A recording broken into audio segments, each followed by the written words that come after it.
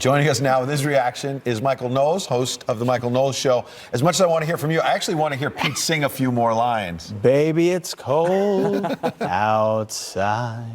It's pretty good. I'll take it. Actually. Beautiful. So Thank you, Michael. What in the world is going on?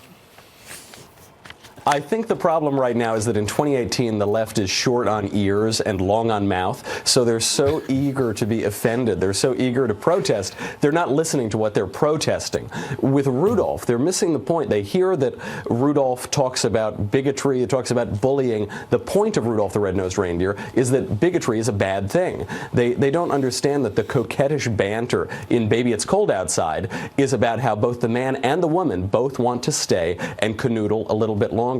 This is also because the left doesn't quite understand virtue or modesty or seduction here. So the woman in that song is constantly saying, well, maybe I'll have half a drink more, maybe I'll have a cigarette more. She wants to stick around too, but there are social mores of the time. She is resisting, she's teasing the man, and the man is trying to seduce her. But this is all almost beside the point. The left is trying to say that Baby It's Cold Outside is misogynistic. It has nothing to do with that. Snoop Dogg has a song about how women are prostitutes for men's sexual pleasure. You don't see the left protesting Snoop Dogg. This is an extension of the War on Christmas, which is an expression of the left's disdain for traditional Western culture. That so they last don't go after point may be Snoop, the best they one go of after all. a That's a holiday pretty classic. I was thinking the same thing in my head. You turn on any of the pop radio stations right now, I mean, the Baby It's Cold Outside is offensive, but what about what's on the radio right now and getting the top ratings? I mean, I turn it off.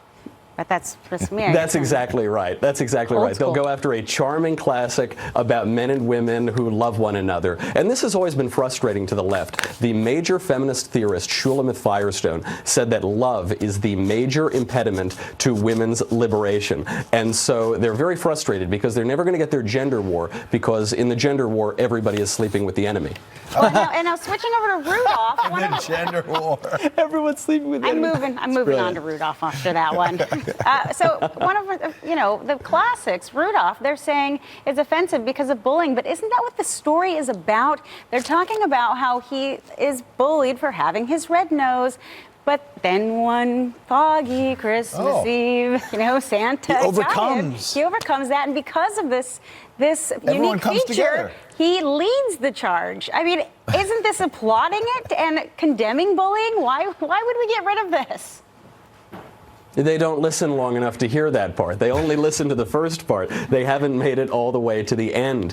And this is this trigger-happy nature right now, especially on the left. They're unwilling to hear their opponents out. They're unwilling to hear the other side. And they're so disdainful of traditional culture. They're so angry. I think they need to relax a little bit, have a nice mug of eggnog, and listen to the whole song. They'll realize that they have nothing to be offended about in the first place. I love it. Well, Santa doesn't get consent to come down the chimney, so Santa's probably out next year. They're coming after him. Breaking and entering. You're right. All right, Michael Knowles, appreciate your time. That was fun. Thank you, sir.